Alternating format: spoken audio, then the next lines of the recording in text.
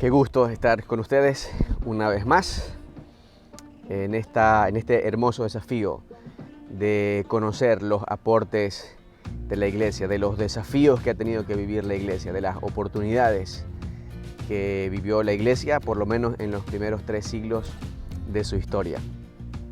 En esta oportunidad, en este día, en estos minutos, vamos a intentar meternos o explorar un poco en los aportes que tuvo la iglesia cristiana, la de los discípulos de Jesús, a la espiritualidad, a cuando predicó o mientras predicaba el Evangelio de Jesús. Y probablemente este sea la clase o el estudio un poco más complejo, más pesado, y esto es una ironía, porque si bien la espiritualidad debe ser algo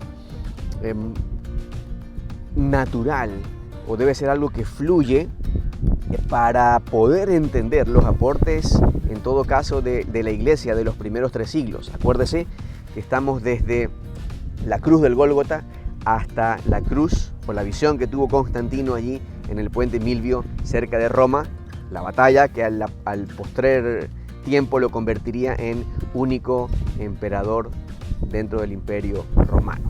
Entonces, queremos ver la iglesia en estos tiempos, en estos días, en estos siglos, cuál fue su aporte a la espiritualidad.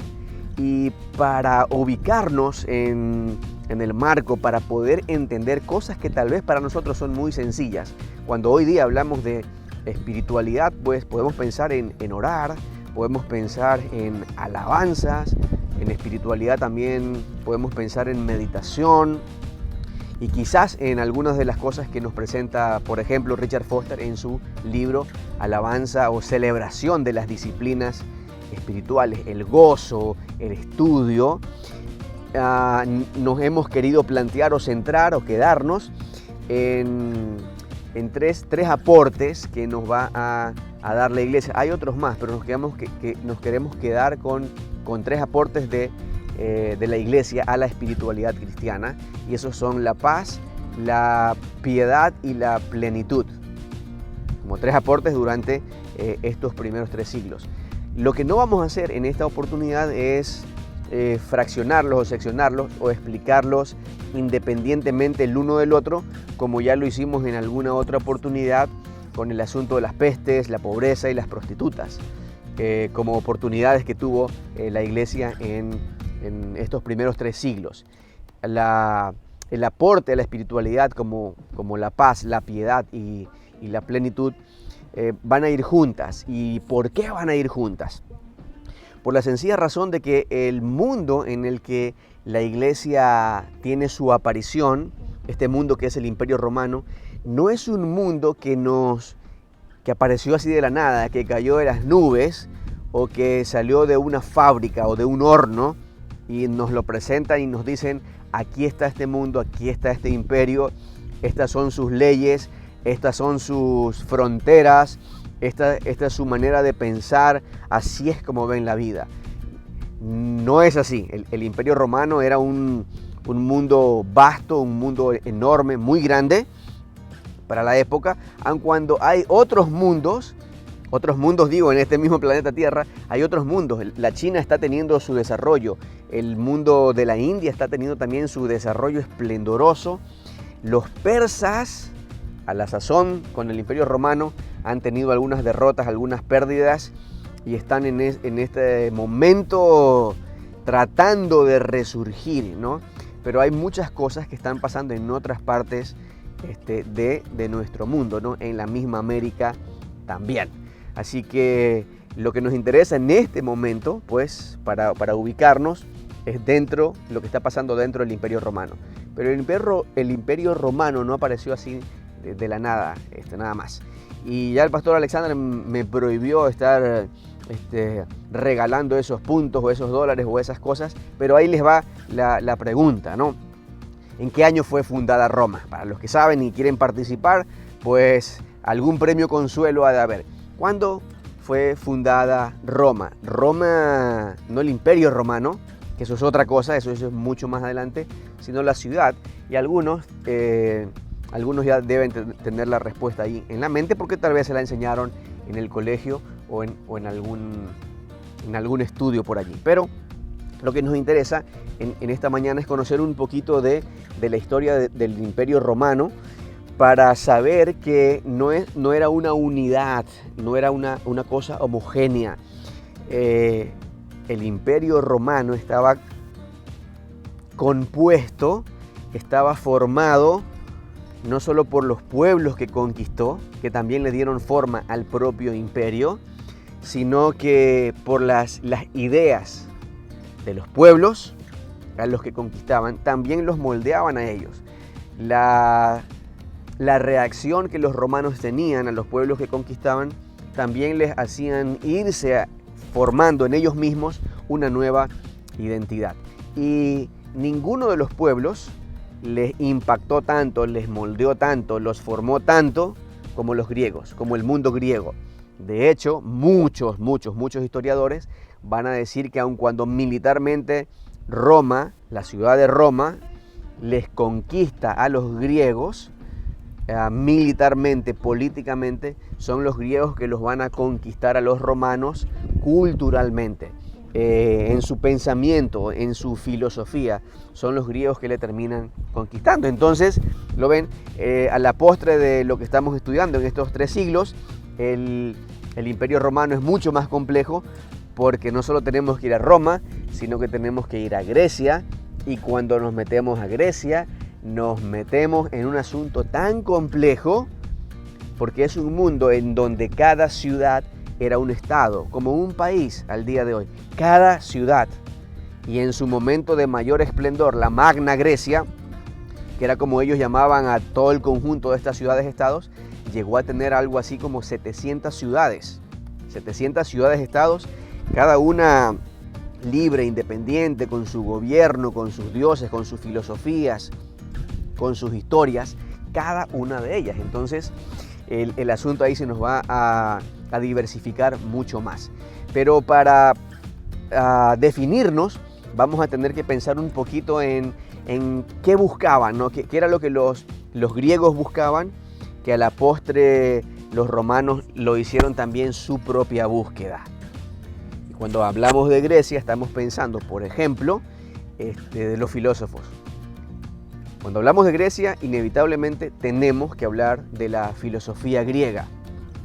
Y cuando hablamos de filosofía griega, para ubicarnos, los historiadores van a hacer algo muy sencillo, que tiene mucho sentido también, y es ubicar a los filósofos antes de Sócrates y a la filosofía y a los filósofos después de Sócrates.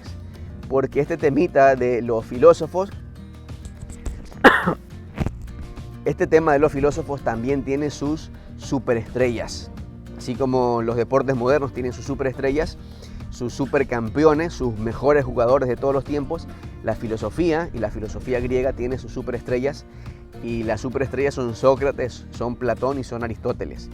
Pero el que va a la cabeza es Sócrates, porque es el que la parte, el que es un antes de Sócrates y es un después de Sócrates. Y están los filósofos en Grecia y están los sofistas en Grecia. Ambos buscan algo. Ambos buscan la sabiduría, pero no como un fin en sí mismo, sino como ese conocimiento para ser felices, para alcanzar la plenitud, para tener paz, para ser completos, para descubrir qué es lo que hacemos en este mundo en el poco tiempo en el que estamos. Entonces, en la búsqueda de estas respuestas, nos vamos a encontrar con varias posibilidades, entonces, o varias reacciones. Algunos filósofos van a decir, como esta vida es transitoria y es temporal, hay que darle rienda suelta a las pasiones. Y entonces vamos a encontrar los hedonistas que vivían para ellos mismos, para comer, para beber, para la fiesta, para la parranda, para el deleite. Y también vamos a encontrar los estoicos. Y es fácil ubicarlos porque ambos comienzan con los hedonistas. Por un lado, los que no se privan de placeres, y los estoicos que exaltan y que ponderan el dominio propio, el control de las pasiones, el regirse no por los deseos, sino por el deber. ¿Se imaginan? Un hombre que no se deja llevar por lo que desea, sino por el deber que él entiende que tiene en su ciudad, para con su familia, para con su país o para con lo que sea. Y hay muchos otros más, están los cínicos también, hombres, generalmente hombres, unas muy poquitas mujeres, por lo menos de lo que nos ha llegado testimonio, que descreían de todo, que se burlaban de todo, que siempre decían lo que pensaban sin tener en cuenta si herían a los demás. Entonces, toda esta búsqueda de los filósofos griegos que lleva años, o sea, los tipos llevan 500, 600 años buscando la forma, la manera de alcanzar la felicidad plena, de entender el sentido de la vida. Y cada vez que aparece una escuela filosófica y con un nuevo filósofo a la cabeza, pues las cosas por allí cambian y hay discusiones y aparecen los liceos y aparece la academia y aparecen las escuelas. Entonces, todo esto con el deseo de encontrar la clave del asunto. Y siguen las conquistas también, buscando llenar ese vacío que está allí en el corazón, y con conocimiento, y otros con poder, con conquistas, con normas, con leyes. Bueno, el asunto es que los romanos van a conquistar a los griegos y se dan cuenta entonces de lo que estos tipos han estado buscando. Y dicen, bueno, nosotros vamos a seguir buscando, y entonces los romanos también van a producir grandes filósofos, quizás Marco Aurelio allí a la cabeza, ¿no? Busque ahí quién es Marco Aurelio, lea un poquito o ponga en internet frases célebres de Marco Aurelio, y oiga, y le van a saber bien. O sea, vamos a encontrar allí sabiduría para la vida o sabiduría práctica, pensamientos o preguntas profundas también. Pues Marco Aurelio es romano en términos de pertenecer o ser del imperio. Bien, entonces toda esta búsqueda no es una búsqueda solamente de los filósofos, es decir, de gente rara por allí, porque el comerciante, el que siembra, el rey o el soldado tienen estas inquietudes arraigadas en el corazón. Y mientras desarrollan sus actividades, eso es parte también de la búsqueda. Una historiadora colombiana, Diana Uribe, decía que pues los filósofos se las pasaban ahí en Grecia conversando así, ¿no? Y hablando como si nada, solamente que no hablaban del prójimo, sino de cosas de la vida, de dónde venimos, a dónde vamos, quiénes somos, por qué estamos aquí, qué sentido tiene la existencia, vale la pena ser honesto, qué es mejor, ser veraz o ser valiente. Todas estas preguntas se las hacían, le buscaban allí la respuesta porque realmente les interesaba. Entonces, cuando la iglesia hace su aparición, en el Imperio Romano, la gente que vive en el Imperio Romano ya llevaba siglos buscando paz. Llevaba siglos. Algunos la pretendían encontrar despojándose de todo, absolutamente de todo, y vivir desnudos y en las calles. Algunos pretendían haber encontrado la paz o la plenitud satisfaciendo todos sus deseos. ¿Ves? Son siglos, más de 500 años de búsqueda. Y es en este momento en donde los cristianos hacen su aparición, en este mundo que ha buscado incesantemente en la filosofía, en las religiones de misterios, de Oriente, de la India, de Persia. Han buscado tener esa paz que ellos le entienden que no es la ausencia de guerra. Es decir, no son tan simplones, tan sencillos como para pensar que la paz sencillamente es la ausencia de guerra, porque habían tenido sus periodos en donde a las ciudades, entre el imperio era más grande, las guerras sucedían en las fronteras, no dentro de las ciudades. Entonces pasaban años, decenas de años, en donde dentro de las ciudades disfrutaban de una paz bastante prolongada, de la que podían sacar sus aprendizajes y darse cuenta que después de no tener guerras, que después de tener todo el alimento que quieren y a disfrutar todos los placeres que les es posible, de todas maneras habían cosas que les faltaban en el corazón. Entonces, esto es muy importante tenerlo en cuenta, porque es en este mundo en el que los discípulos de Jesús, los cristianos, irrumpen, llegan allí y llegan con un mensaje, ¿se imaginan?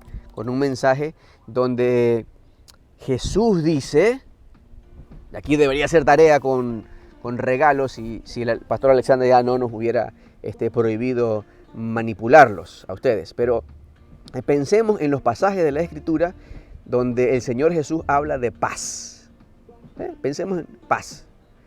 Esos pasajes, esas palabras de Jesús, así clavadas profundamente en el corazón de sus discípulos, wow, realmente van a marcar la diferencia. Ya sea que la gente es educada o es sin educación, cuando la paz que el mundo no puede dar, dice el Señor Jesús, ¿no? Mi paz les dejo, mi paz les doy, pero yo no se las doy como el mundo se las da. Entonces, cuando empiezan a experimentar esa paz, esa serenidad, esa quietud, en medio de las vicisitudes que viven, y a la postre de lo que estamos estudiando, los 3 siglos en los que estamos estudiando, pues hubo cada vez menos paz en términos políticos y militares.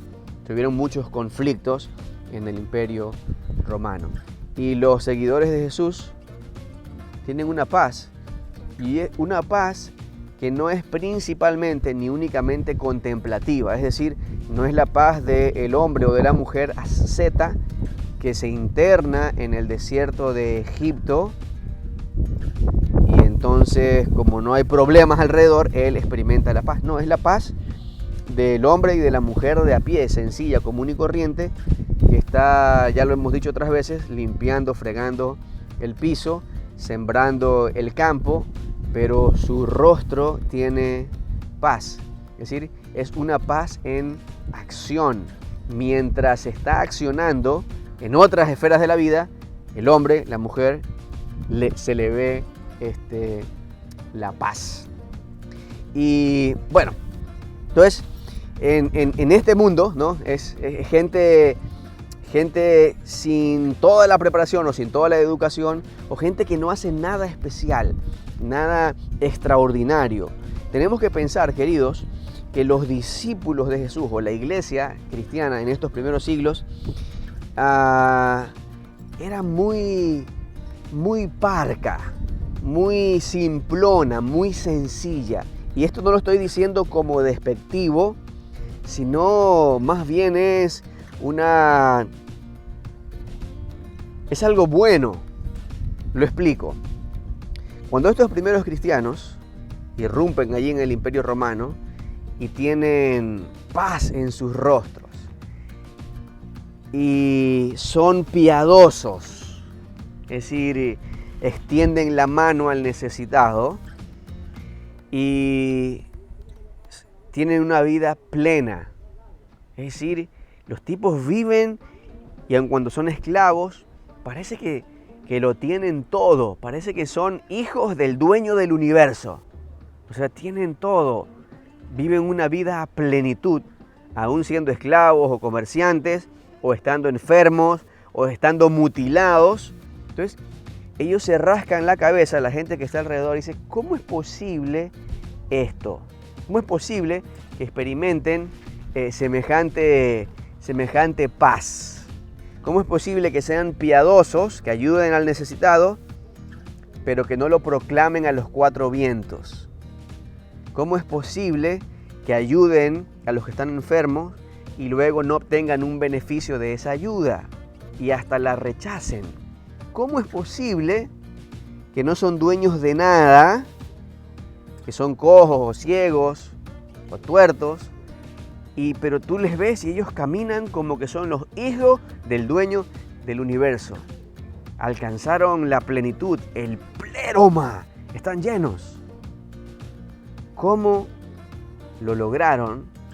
Porque cuando la gente los mira, los rituales que tienen los cristianos, pues casi ni se les conocen. Por ejemplo, si usted era seguidor de Mitra y tenía cómo pagar un sacrificio, pues compraba un toro, de preferencia negro, y lo hacía que lo sacrifiquen y que toda la sangre del toro le cayera sobre su cuerpo.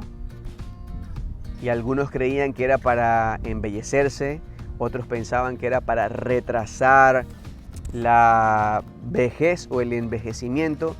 Algunos pensaban que potenciaba la libido sexual. Bueno, había gustos para todo. Entonces, pero los cristianos no tenían rituales elaborados. Los tipos se reunían en una casa, cantaban himnos como decía alguien por ahí, cantaban himnos a Cristo. Vamos con esta cabellera aquí. Espero que esto no les distraiga, hermanos. Espero que esto no les distraiga ahí en el Virtual Logos.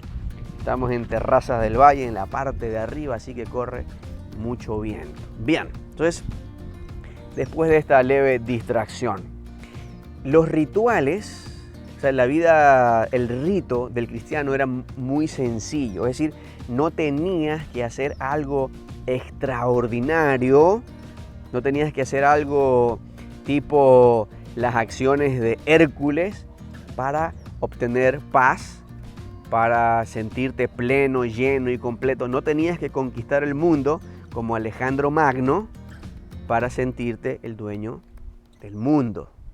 Entonces, los rituales de los cristianos eran sencillos. Cantaban himnos cuando se reunían en las casas. Luego alguien leía las Escrituras, o del Antiguo Testamento y del Nuevo también, y luego otra persona hacía un comentario, una explicación del significado o de cómo se podía poner en práctica algunas de estas palabras. En estas reuniones lo que hacían era conocer más quién era Jesús, lo que Jesús dijo y lo que Jesús hizo y lo que logró para esta humanidad. Entonces, no hay algo ahí tan elaborado. El elemento ritual más visible era la cena del Señor, esta comida, este ágape, donde la gente pues participaba ahí de los alimentos, comía alguna cosa, bebía el vino y listo. Y el otro ritual, también muy sencillo, el tema del bautismo, también era un asunto sin mayor pompa. Entonces, el aporte de estos cristianos en los primeros siglos a la espiritualidad de la iglesia cristiana es un encuentro con una vida de paz, es un encuentro con una piedad o con una vida piadosa en silencio y con una sensación de plenitud, de tenerlo todo, realmente de tenerlo todo, o de creerse el dueño, el hijo del dueño del universo, aun cuando en esta temporalidad está sirviendo a los que se creen el dueño o los dueños del mundo, pero que no experimentan ni la plenitud, ni la paz, ni otras bondades. Entonces, así es como la iglesia de los primeros siglos, o de estos primeros siglos, nos deja un legado, una herencia que realmente no tiene precio, que es grande.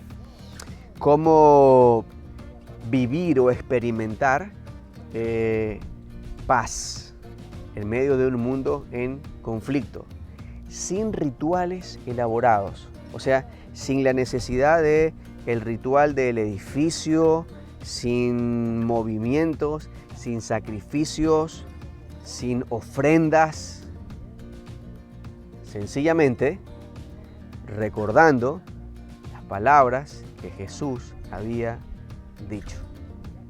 Experimentan la paz, es decir, ya no tienen deuda que pagar, no tienen deuda ni con Dios, no tienen deuda consigo mismos, no tienen deuda con la vida, tienen deudas, tienen paz.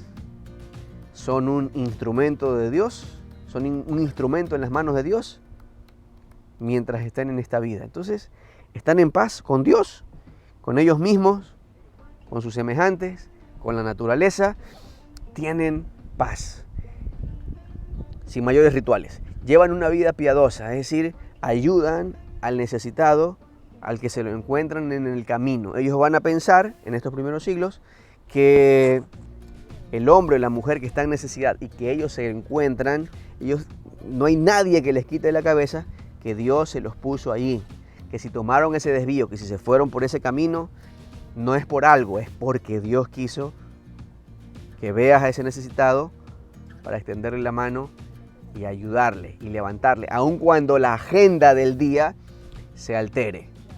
Y esa es una herencia no solo para los siglos que vinieron, sino también para nosotros el día de hoy. ¿A cuánta gente nos hemos privado de ayudar, de ser piadosos, de ser compasivos, de ser misericordiosos? Porque si lo hacíamos, la agenda del resto del día se nos alteraba, se nos interrumpía, ¿no? Entonces, los primeros 3 siglos, la gente dice, no es por algo que pasó, es que Dios me lo puso allí para que lo ayude. Pero después se olvidaban de que habían ayudado a esta persona, es decir, desaparecía de su mente y de su corazón. No tenían deudas, ni que pagar, ni que cobrar, al que ayudaron. Una espiritualidad práctica, completamente práctica, de compasión, de piedad, de misericordia. Pero también ese asunto de plenitud, de que lo alcanzaron todo. Y esto es interesante porque imagínense los filósofos que se han pasado años y años leyendo y buscando y entendiendo, y de repente es un mensaje tan sencillo que les hace sentir que son hijos del dueño del universo. Y viene un esclavo y le dice, pero es que eso es lo que soy. Soy hijo del dueño del universo. Solamente que estoy en este mundo y en este tiempo en un aprendizaje. Es decir, mi padre, el dueño, el rey, el señor de todo, pues me tiene en esta tierra aprendiendo algunas cosas que yo necesito aprender. Necesito aprender dominio propio, necesito aprender a ser agradecido, necesito aprender, y la lista continúa, pero soy el hijo del dueño del universo, estoy pleno, estoy lleno. Así que lo vivido por estos cristianos, desde la cruz del Gólgota hasta la cruz del puente Milvio, pues nos sirva a nosotros hoy en el siglo XXI. Le desafío realmente, hay un canal de YouTube que se llama Pero eso es otra historia, ya lo he dicho otras veces. A veces ¿cómo es? Por ahí hay algunas palabras un poco groseras, pero bueno, nada que ninguno de nosotros no podamos tolerar. Lo puede ver, disfrutarlo también, se va a reír un poquito. La historia de los filósofos, y empieza mucho antes, desde Sócrates, y por lo menos en los 3 primeros videos llega hasta San Agustín. Y con todo lo grosero que es el youtuber en algunos momentos, muestra una imagen bastante fidedigna de este pensador que ya pertenece a una época un poco más adelante, pero que bien vale la pena ver para entender de una forma mucho más clara cómo la iglesia cristiana de estos primeros 3 siglos aportó a la espiritualidad.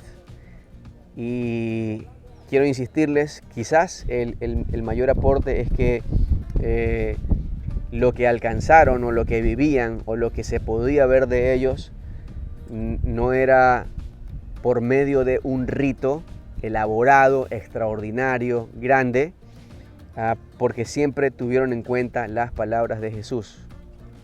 Para encontrar la paz o para tener paz no había que cruzar hasta el otro extremo del mundo, ¿sí?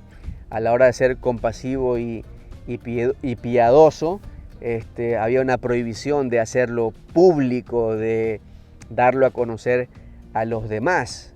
A más de una vida piadosa, el hacerle un favor a este necesitado era atender a Jesús. Entonces lo ven con otros ojos, con otro corazón.